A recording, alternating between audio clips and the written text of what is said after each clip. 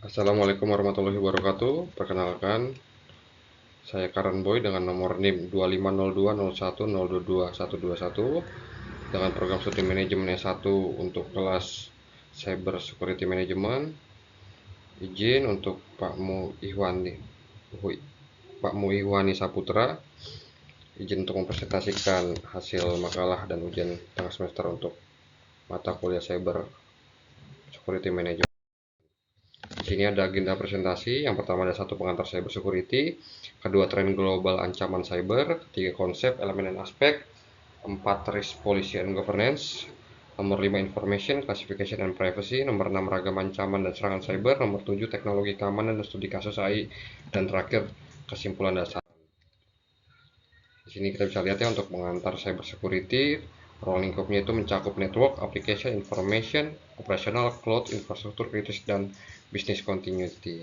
Yang di dalamnya terdapat confidentiality, yaitu kerahasiaan, hanya pihak berwenang yang dapat mengakses informasi. Yang kedua integrity, yaitu data akurat dan utuh, tidak diubah secara tidak sah. Dan availability, ketersediaan informasi layanan saat dibutuhkan. Tadi bisa dilihat sini tren global ancaman dan serangan cyber sangat tinggi. Untuk di 2024 ada 5.630 kasus dan meningkat di 2025 sebanyak 7.411.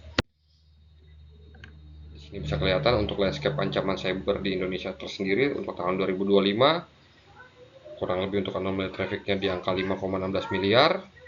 Untuk berbasis malware-nya 83,68% dan rata-rata serangan menghantam Indonesia yaitu 142 per detik. Untuk payung hukumnya sendiri itu terdapat di UU PDP nomor 27 tahun 2002. Tiga pilar untuk keamanan cyber sendiri ada people, proses, dan teknologi. Di sini kita bisa melihat untuk bagian 4 security risk, policy and governance, proses manajemen risiko yang di dalamnya terdapat identifikasi aset, identifikasi ancaman dan kerentanan. Yang ketiga ada analisis likelihood dan dampak. Nomor 4 penilaian tingkat risiko. Nomor 5 penanganan avoid, mitigation, transfer, and save. Dan untuk rangka tata kelolanya sendiri itu ada ISO 27001 tentang sistem manajemen keamanan informasi, ada NIST CSF 2.0 yaitu Identify, Protect, Detect, Respond, and Recover, COBIT yaitu mencakup tata kelola dan manajemen TI organisasi. Untuk information classification and privacy sendiri dikategorikan menjadi public, boleh diakses oleh siapa aja. Ada internal untuk kalangan internal organisasi, confidential yaitu sensitif dan akses terbatas. Lalu untuk terakhir yaitu restricted, paling kritis atau akses sangat terbatas. Ragam ancaman dan serangan cyber sendiri ada malware yaitu berupa virus, worm, trojan, dan ransomware. Ada phishing yaitu penipuan via email ataupun BC, DDoS memanjari layanan hingga lumpuh, man in the middle penyadapan komunikasi, SQL injection yaitu sisipan perintah ke basis data, ada APT serangan canggih yang berkepanjangan, insider threat yaitu ancaman dari dalam organisasi, dan terakhir zero day exploit yaitu celah yang belum ditambal. Untuk teknologi keamanan data sendiri terdapat enkripsi yaitu menyandikan data at rest and in transit, ada firewall yaitu menyaring traffic, deteksi dan cegah intrusi, MFA verifikasi identitas berlapis, ada CM dan IDR yaitu pemantauan log dan proteksi endpoint, zero trust, never trust, always verify, dan terakhir backup NDR pencadangan dan pemulihan.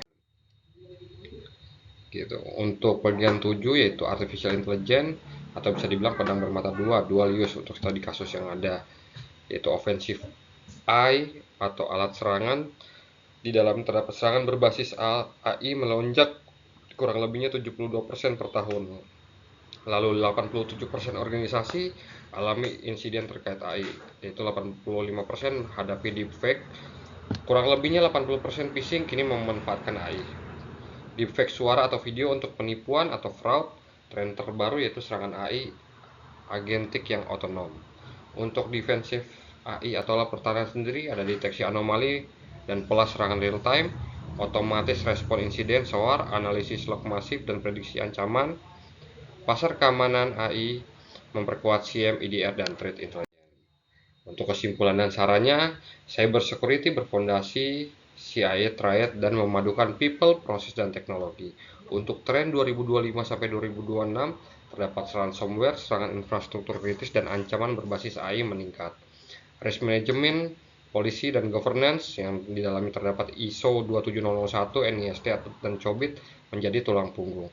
Klasifikasi informasi dan privasi yang diatur dalam UU PDP penting untuk kontrol proporsional. Dan terakhir, AI bersifat dual use, yaitu harus dikelola secara bertanggung jawab. Untuk sarannya, jadikan keamanan cyber prioritas strategis, bukan sekedar biaya. Terapkan zero trust, deteksi berbasis AI, backup, dan patching rutin. Gunakan verifikasi berlapis untuk menangkal deepfake. Tingkatkan kesadaran sumber daya manusianya via pelatihan berkelanjutan. Dan terakhir, percepat regulasi dan perkuat kapasitas BSSN atau tingkatkan literasi digital. Terima kasih.